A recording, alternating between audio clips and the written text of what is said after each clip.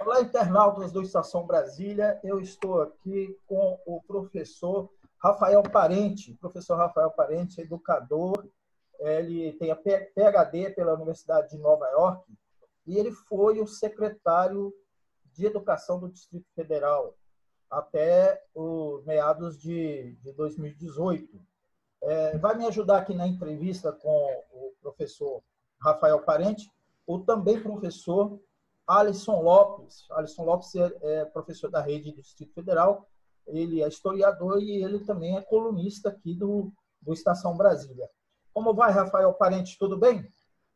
Tudo bem, é um prazer, João e Alisson. Super obrigado pelo convite, pela oportunidade de conversar com vocês. Muito bom. A gente definiu uma pauta aqui com o Rafael, eu e o Alisson, para a gente tratar de alguns temas. A gente está vivendo um momento muito importante e complicado da questão da educação no Brasil, por várias razões. Uma delas é a própria pandemia, que está impedindo aí que as aulas aconteçam, e a outra é essa incerteza, essa questão aí de definição do próprio ministro da educação no nosso país. A gente vai tratar desse tema com o Rafael Parente, e a gente vai falar com ele também sobre a sua saída da secretaria, que foi num momento delicado em que se estava implantando as escolas, as escolas militarizadas, e também um confronto que ele teve com a bancada fundamentalista da Câmara Legislativa do Distrito Federal em relação à questão da diversidade, né, do estudo da diversidade nas escolas, sobretudo a diversidade sexual. Alisson, como vai você? Tudo bem, meu irmão? Tudo ótimo, tudo ótimo. Uma grande saudação aí para o João. Muito obrigado aí pela oportunidade. E o Rafael Parente, que é uma pessoa que eu conheci recentemente, mas aprendi a admirar o trabalho, principalmente no que se diz essa abertura de diálogo. Então vai ser um grande momento participar dessa conversa aqui. Muito bom. Rafael, como é que está a sua vida aí? Você está na quarentena, está no isolamento, né? Somos nós todos. E você está morando aonde? Eu estou morando numa casa no Lago Norte, que é o lugar que eu vim para cá, né? Desde março de 2018 eu estou aqui, na mesma casa. Ah, legal. Não saí, não, cumprindo a quarentena direitinho, ficando em casa, saindo só para o essencial, de máscara e voltando rápido. Rafael, a gente podia começar você fazendo uma avaliação dessa situação que o país vive, né? A gente já está aí, acho que no terceiro ou quarto ministro da Educação, toda essa incerteza em relação ao projeto para a educação para o país, a pandemia paralisando tudo. Qual é a avaliação que você faz dessa situação geral aí? É um momento muito triste, muito complicado da história do Brasil, porque nós temos um grupo no poder que é incompetente, é criminoso e é irresponsável e está sendo responsável pela morte de dezenas de milhares de pessoas, pela sua falta de liderança, a falta de estímulo para que a população olhasse para o problema com a seriedade que ela precisa. Cachorro aqui embaixo, gente. Não. É assim mesmo. Eu vou ter que tirar isso daqui. Espera aí rapidinho, agora sou eu, né? Rafael. Não, então, é triste porque a gente tem um grupo que, de fato, nos leva, né, enquanto país, ao pior tipo de enfrentamento à doença, que é um enfrentamento sem levar a sério, pelo contrário, né? O presidente, ele não inspirou a população a olhar para esse problema da Covid. A gente já sabia o que ia acontecer. A gente estava vendo, quando começou aqui, a gente estava vendo o ápice do problema na Itália. Então, se assim que os primeiros casos tivessem acontecido aqui, se a gente tivesse levado a sério e radicalmente, como no começo o governador daqui do DF levou a sério e por isso no começo a gente teve uma situação confortável, a gente poderia ter resolvido essa questão em 2, 3 meses no máximo. Não foi o que aconteceu. A gente continua aí numa situação muito ruim, com aumento de casos e mortes em vários estados, acho que 13 estados, né? na última semana parece que a gente estabilizou num número muito alto aqui no Distrito Federal também. Mas, enfim, péssimo, muito ruim a gente passar por essas crises todas, né? Porque é uma crise de saúde, uma crise da economia, uma crise educacional, e todas essas crises sem lideranças íntegras, competentes e inspiradoras, que nos inspirassem e nos dessem esperança em um futuro melhor. Nós não temos ministro de saúde, nós temos mais um ministro da educação que não entende nada de políticas públicas educacionais, que é uma pessoa, enfim, que tem vídeos horríveis, falando muita besteira na internet, que algumas pessoas têm falado, já testemunhado sobre, inclusive, ataques e perseguições com relação à população LGBT na universidade onde ele trabalhava, enfim. Fora isso, tem a ministra Damares, o Ernesto das Relações Exteriores, o próprio Paulo Guedes, o do meio ambiente nem se fala, só ministros horrorosos. A imagem do país para o mundo nunca foi tão ruim, o mundo nunca olhou com tanto medo e tanto, sabe, um sentimento ruim, a gente nunca teve isso, né? As pessoas sempre olharam para o Brasil como um país alegre, como um país, enfim, de pessoas boas, e agora a gente vai levar, infelizmente, muitos anos, quiçá décadas, para reconstruir a nossa democracia, as nossas instituições democráticas e a nossa imagem no exterior.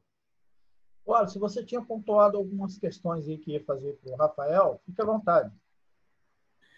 Eu vou aproveitar a fala do Rafael, porque assim, eu também, nos últimos anos, antes dessa crise econômica e agora da pandemia e do processo de impedimento que nós tivemos na nossa história recente, nós ouvíamos muito assim do Brasil, e eu cresci ouvindo que o Brasil seria o país, né, do século XXI, que o Brasil estava caminhando, né, como um país emergente, e de repente parece que estamos submetidos à idade das trevas, né, com negacionismo históricos, com negação da ciência.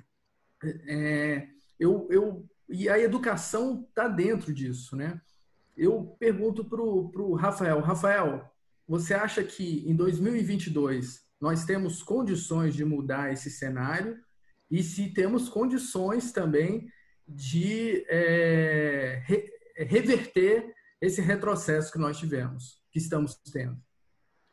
Alisson, eu preciso ser otimista, porque é o que nos resta, né? Se a gente não esperar que a gente tenha mudanças no país, então é aquilo, assim, e olhando até para os Estados Unidos pela experiência que eles tiveram lá com Trump, que também foi uma experiência horrorosa para o país, e a possibilidade, que é uma possibilidade real e grande, né, de que ele não seja reeleito e de que o Biden seja eleito como o próximo presidente lá. Então eu espero sinceramente que a mesma coisa aconteça aqui. A gente já está vendo que da parcela da população que apoiava este presidente, a grande parte dos apoiadores já se arrependeu, já sabe que fez um voto que não deveria ter sido feito, um voto de confiança, inclusive, né? Que, na verdade, foi levado por uma série de outras questões, mas, e boa parte, aparentemente, o que as pesquisas têm mostrado é que metade das pessoas que hoje apoiam o governo ainda, essa metade está relacionada ao auxílio emergencial, ou seja, muitas pessoas que, inclusive, estavam ligadas a outros grupos políticos por conta da história, agora passaram a apoiar este presidente por causa de um auxílio emergencial que vai acabar, né? A não ser que eles transformem num outro tipo de política, como foi o Bolsa Família. Mas mesmo assim, até 2022, esse ânimo com relação a esse novo tipo de auxílio, ele vai diminuindo, né? Então, eu espero que, apesar da mudança dele desde a prisão do Queiroz, que ele parou de falar tanta besteira e se recolheu, né? E continuou aí com as suas com seus acordos com o Centrão e com outros grupos, agora inclusive buscando o próprio PSL. Eu acredito que ele vai continuar derretendo com relação à popularidade, que as pessoas vão continuar acordando e que a gente tenha um outro presidente que não ele, que não esse grupo, e que a gente consiga livrar o país deste presidente e da sua família. É isso que eu espero, eu acredito que isso vai acontecer e eu vou trabalhar muito para que isso aconteça. Rafael, uma das razões do seu pedido de demissão da Secretaria de Estado do DF, de Educação do DF, foi a implementação pelo governador Ibanez de uma das políticas de Bolsonaro, que eram as escolas militarizadas, né? E chegou num ponto de tensão, né, e até de desrespeito do governador para com a sua pessoa ao promover a implantação dessas escolas de forma que não estava que não seguia o que tinha sido combinado, né? Que era ouvir as comunidades, enfim, e aí o governador, num determinado momento, quis enfiar a goela abaixo essa questão das escolas militarizadas. Você teria como descrever para a gente como é que foi os bastidores desse episódio aí? Claro.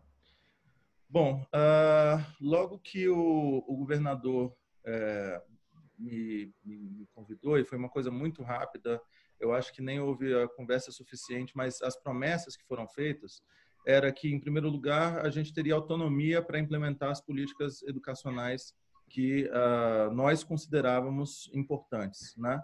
Segundo, que sim, a gente olharia para algumas das promessas e do plano de trabalho que foram criados durante a campanha, mas que a gente teria liberdade também de, caso alguma coisa não fosse ideal, que a gente não implementaria, né?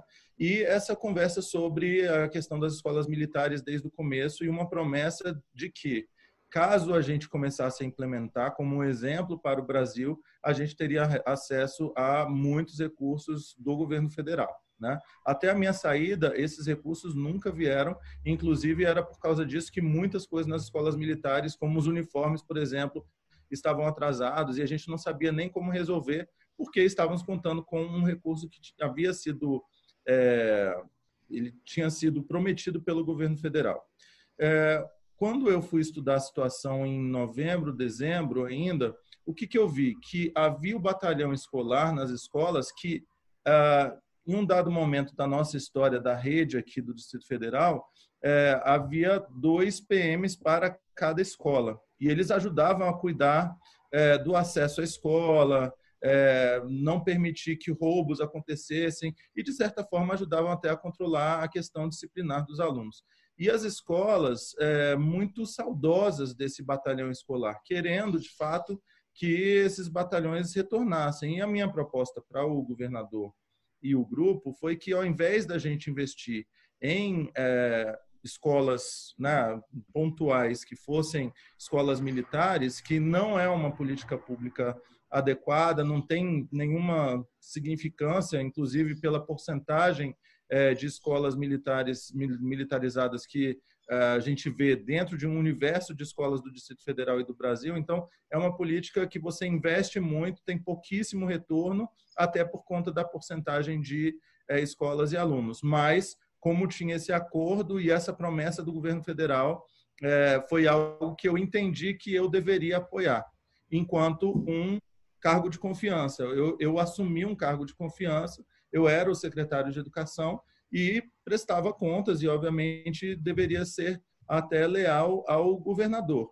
Agora, a partir do momento que as coisas começaram a não ser cumpridas, aí eu já fiquei com alguns pés atrás, né? Não foi só um pé atrás, foram os 2 pés atrás e não estavam sendo cumpridas tanto pelo governo federal, mas até internamente com alguns combinados que nós havíamos feito, e em relação a outras coisas também. Então, eu estava vendo muita ingerência de outras pastas, em especial da economia, do secretário André Clemente, dos assessores do secretário, querendo interferir em questões que eram decisões da própria Secretaria de Educação.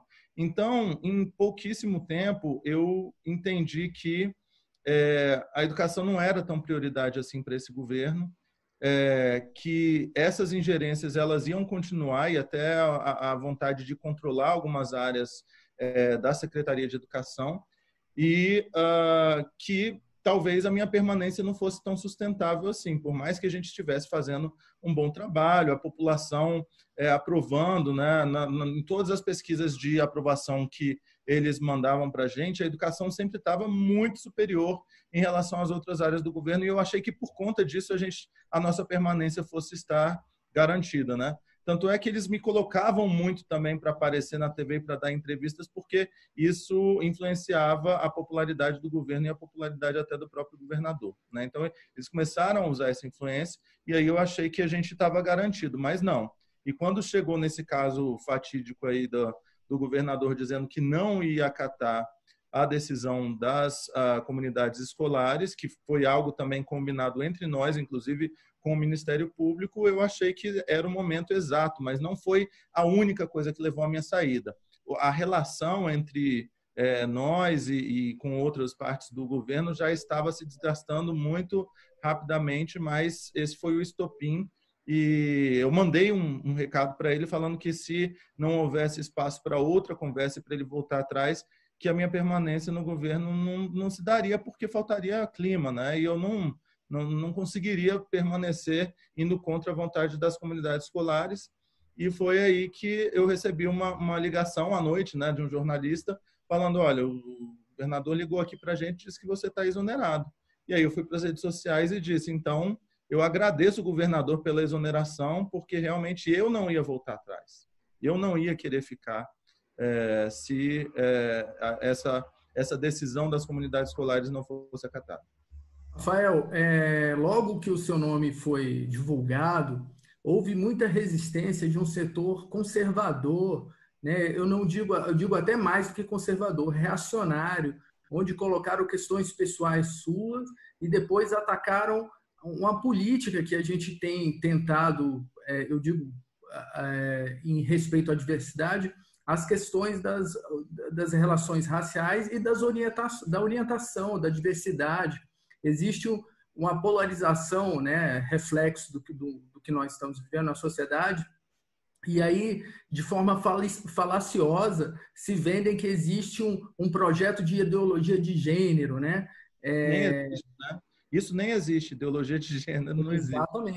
Exatamente. Então, Mas eu fui obrigado, Alisson, a ir para uma entrevista no Correio Brasiliense e TV Brasília dizer que não havia ideologia, que não haveria ideologia de gênero nas escolas. Ou seja, eu fiz muita coisa, na verdade, né? Eu fiz muita coisa que era completamente contrário ao que eu acreditava, por achar que ainda valeria a pena estar nesse lugar de secretário de Educação e fazer alguma coisa pela rede de Brasília. É interessante isso nesse momento que a gente está vivendo, e eu defendo uma frente progressista, porque aí que está, ocupar ou não ocupar espaços, né, quando a gente fala de educação.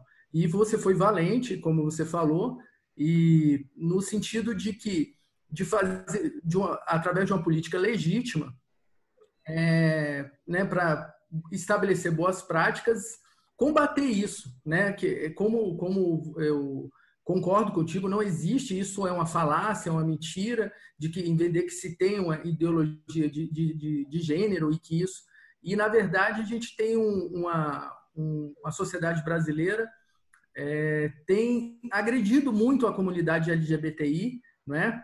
Então eu pergunto para você, como é que a gente pode trabalhar de forma institucional ou então nas nossas redes locais a diversidade, né? Como é que a gente consegue fazer isso? E porque eu sei que um dos seus grandes obstáculos aqui desse setor reacionário foi a escola sem partido, né? Que existem várias decisões judiciais falando que não convém, né, que não procede, mas ainda assim eles persistem resistentes aí. Então eu vejo assim, como na prática a gente conseguir trabalhar a diversidade, seja as questões raciais, seja as questões que tangem a orientação sexual, a diversidade, como que a gente pode fazer isso?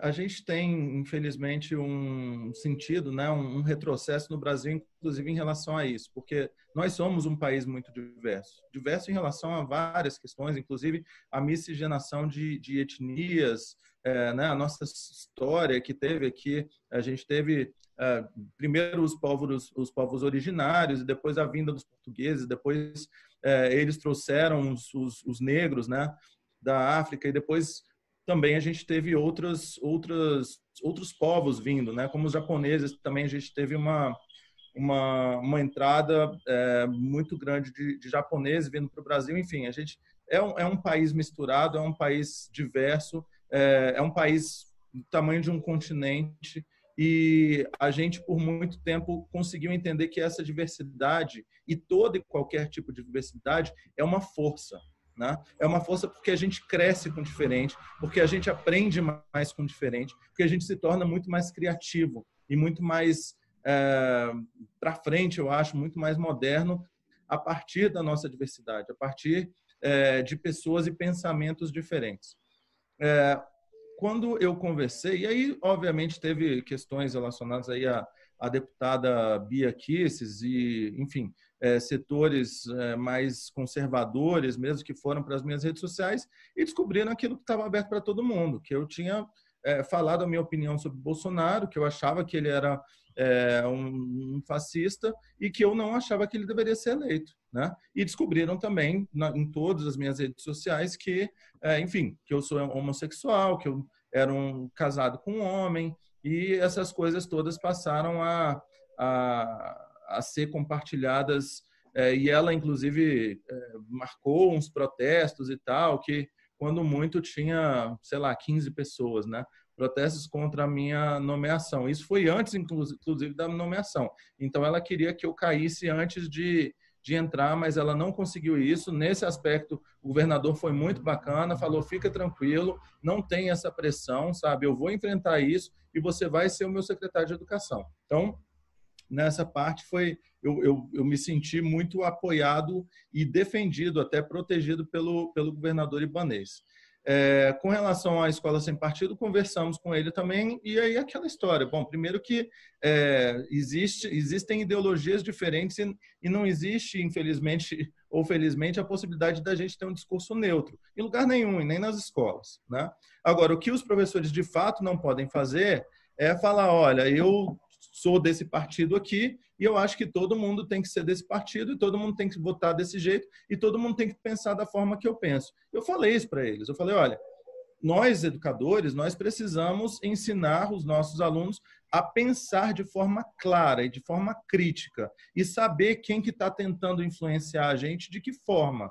Inclusive por conta das fake news, e principalmente por conta das fake news hoje em dia, né? Então, como é que nós ensinamos os nossos estudantes a serem pessoas questionadoras, que pensam de forma autônoma, clara, crítica? É isso que nós vamos fazer. E nós vamos também ensinar os nossos estudantes a serem pessoas que batalham contra todo e qualquer tipo de preconceito. Porque não tem que ter espaço para preconceito, nenhum tipo de violência, nenhum tipo de intolerância nas nossas escolas. Muito bem. E foi meio que esse o combinado, entendeu? Então, que eu falei para eles, não é por meio, agora a gente vai colocar um cartaz falando que tem escola sem partido. Gente, isso é tão ridículo, achar que uma coisa dessas vai, sabe? É óbvio que vai ter o efeito contrário, mas os caras são tão sem noção que eles acham que aprovar uma lei e colocar um cartaz na sala de aula vai adiantar alguma coisa. E eu falando para eles, olha, isso vai causar um efeito contrário. Então, assim, vocês precisam, no mínimo, conhecer melhor o que é uma escola pública no Brasil e no Distrito Federal. E o que vai funcionar com os nossos professores para que eles se tornem melhores profissionais é o investimento em infraestrutura, metodologias, livros, equipamentos e na formação continuada desses profissionais. É isso que a gente precisa. Não, se você fizesse uma avaliação dessas tentativas, né, no Distrito Federal e no Brasil inteiro, da volta às aulas neste momento. Como é que você vê isso? É muito absurdo, João, porque a gente, primeiro, se a gente olha para a ciência, para melhores práticas, para que os outros países estão fazendo, né, de todos os países que fizeram essa volta às aulas com êxito, porque vários deles tentaram reabrir as escolas e tiveram de fechar novamente. Os que fizeram com êxito já tinham controlado muito do contágio da infecção da Covid, né? Ou seja, eles não estavam num platô como a gente está, de 40 mil casos por dia e 1.000 mortes por dia, sabe? Então, a gente está num platô aqui. Eles já tinham descido a curva, eles estavam lá no final da curva. Então, o contágio quase não acontecia mais nesses países, né? Então, esse era o primeiro pré-requisito para os países que conseguiram abrir as escolas e elas estão funcionando, né? Alguns países como alguns territórios da China, Alemanha, enfim. A outra coisa é que esses países, a Coreia do Sul, né, eles conseguem testar e identificar caso haja um surto. Ou seja, você abriu aquela escola, de repente todo mundo da escola começou a se infectar, a pegar a Covid, você precisa identificar aquilo rápido e precisa fechar aquela escola. Porque senão a escola vai servir, na verdade, como um ponto irradiador de infecção para toda a comunidade, né? E a gente não consegue fazer isso. A gente nem testa direito. A gente é um dos países que menos testa para Covid no mundo. Então, como é que a gente vai conseguir fazer isso? Ou seja, não conseguimos fazer isso. Se é para reabrir, o que eu acho que a gente tem que reabrir muito mais para frente, quando a gente já tiver passado por esse pico, né, do contágio aqui no país, e que a gente só reabra para os alunos que não conseguem ter acesso ao material online. Quem puder continuar fazendo aula online, continua online. Por quê? Porque os mais pobres sempre sofrem mais, inclusive agora, né? Então, assim, os mais ricos estão tendo aulas e tal na internet, vídeos, não sei o quê. Agora, os mais pobres, muitos não estão tendo nenhuma experiência educacional. Não estão só não aprendendo aquilo que precisavam aprender, mas estão desaprendendo. Então, os caras que vão fazer nem no final do ano, se passaram 3 meses sem estudar nada, esqueceram um monte de coisa das coisas que eles estavam aprendendo. Até na alfabetização, que as crianças estão aprendendo a forma das letras, o formato dos números, o que é uma sílaba, né? Sei lá, a função social da leitura e tudo isso, a gente desaprende. Teve uma discussão sobre isso no Facebook, algumas pessoas falando, não, mas o que a gente gosta de verdade, o que é importante para a vida, a gente nunca vai esquecer. A gente esquece sim. A gente esquece. Se a gente não pratica, a gente esquece. Até andar de bicicleta, a gente esquece. Então, eu acho um absurdo. Eu acho que tem só para complementar, porque teve um artigo também que viralizou aí nas redes falando que a gente deveria reabrir logo as escolas, porque as crianças e os jovens não pegam tanto, porque quando eles pegam, eles não têm sintomas. Isso é verdade, né? As crianças e os jovens têm cerca de 50% menos de chance de contrair a doença do que os adultos. Para cada 2 adultos, apenas uma criança ou jovem contrai.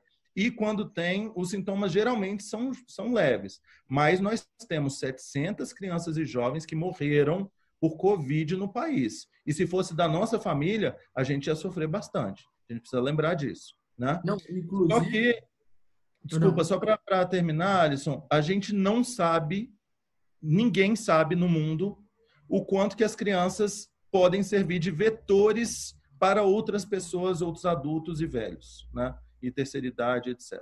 Então, a ciência não tem uma conclusão ainda sobre isso, né? Inclusive, a pandemia ela escancara a desigualdade social e nós sabemos que o seu impacto ela tem a ver com as classes sociais, né? Então, assim, as classes sociais onde as pessoas têm menos condições, elas têm tido um índice de mortalidade maior. Então, assim, quando essa doença ela se espalha, por exemplo, em regiões periféricas, sem infraestrutura, a gente pode, infelizmente, pode ocorrer a mortalidade de mais crianças, de mais adolescentes, e não só o que a gente, de certa forma, convencionou como grupo de risco. Mas, dando um salto, vou pedir licença para o João, só para fazer mais uma consideração. É uma questão mais em relação à educação de forma geral e o professor. Todos nós sabemos que o professor da educação, o professor ele tem que ser valorizado.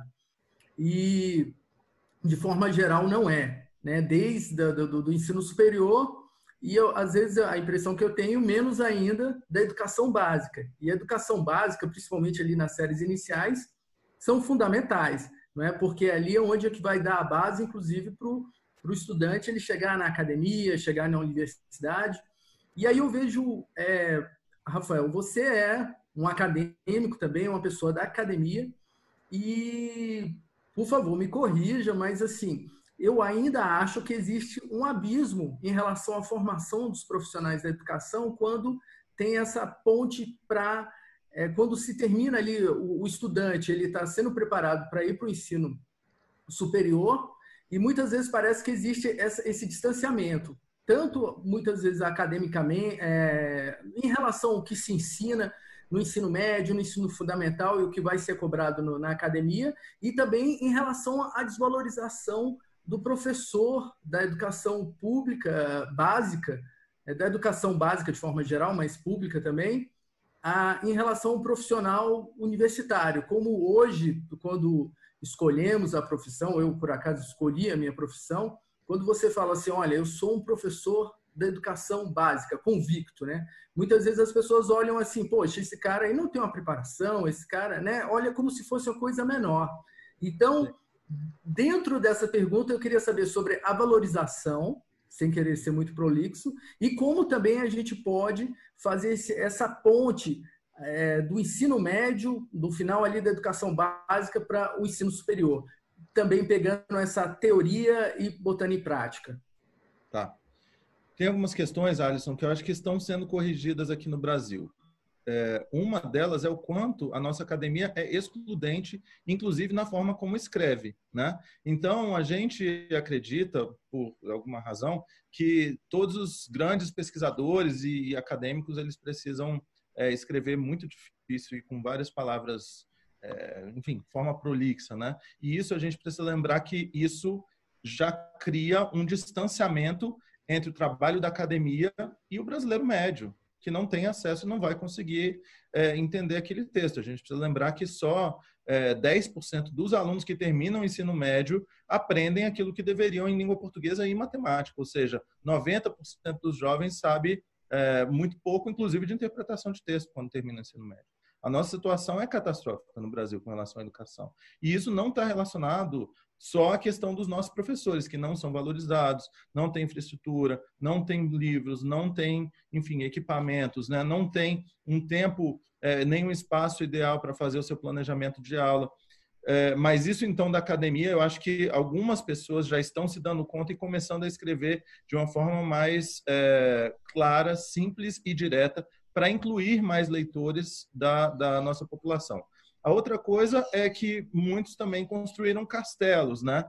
E se afastaram um pouco dos problemas reais da sociedade, no caso da educação das próprias escolas. Agora, aqui na UNB, nós conversamos e eu também falei sobre isso, essa preocupação para algumas professoras da UNB e professores, e eles vieram me mostrar que havia, sim, muita pesquisa sendo feita e já realizada na UNB acerca dos principais problemas da rede distrital de educação. Né? Então, eu acho que isso a gente tem melhorado com relação a isso também. Agora, a valorização social do professor, da sociedade, é algo que eu realmente acho que a gente tem melhorado a percepção das pessoas, do brasileiro médio, inclusive, em relação à importância da educação para o país. Nós nunca seremos um país sério sem educação de excelência para todos, e nós nunca teremos uma educação de excelência se nós não investirmos muito na educação e nos professores.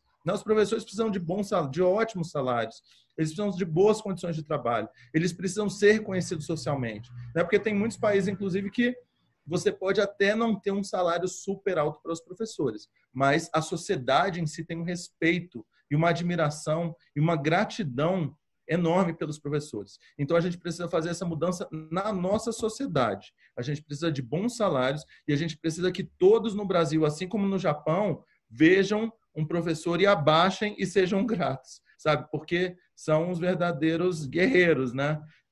De enfrentar uma situação tão complexa, tão desafiadora e mesmo assim continuarem sendo professores, que a cada dia está se tornando uma tarefa mais complexa por uma série de fatores, inclusive pelo bombardeamento de informações e tecnologias. Muito bom. Rafael, Agradeço muito a sua disponibilidade, você encontrar um tempinho na agenda sua para atender a gente. Alisson, agradeço você, que, aliás, a sugestão dessa entrevista foi feita pelo Alisson, que é um grande parceiro, além de ser o nosso colunista aqui, ele acaba sendo pauteiro aqui do portal também, está sempre dando ótimas sugestões de entrevista e tal. Rafael, grande abraço para você. Muito obrigado, Alisson. João. Muito obrigado, Alisson. Foi um prazer estar com vocês e muito obrigado pela oportunidade. Ótimo. Eu também agradeço, João, muito obrigado.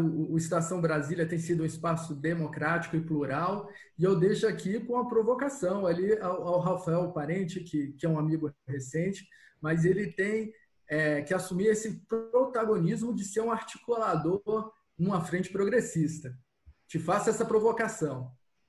Aliás, qual é o seu partido, Rafael? Eu sou do Cidadania, muito pelo Movimento Agora também, que é um movimento que nós criamos há algum tempo e a gente se aproximou muito do Cidadania, do Roberto Freire, e também por uma série de convicções, eu acho. O Rafael da Rede, né? Aliás, desculpa, o Alisson é da Rede, né? Isso. Estou na Rede de Sustentabilidade, que também tem dado uma oportunidade de fazer uma discussão plural e fora dos sectarismos e dos maniqueísmos. Mas aí na campanha para presidente eu fiz campanha o tempo inteiro pela Marina, né? Então, assim, eu adoro a Marina, adoro o pessoal da Rede. Leandro Graz aqui é um dos nossos, acho que o nosso melhor deputado distrital, e tenho uma super admiração aí por todos da Rede. Maravilha. Um abraço para vocês. Obrigado, um abraço.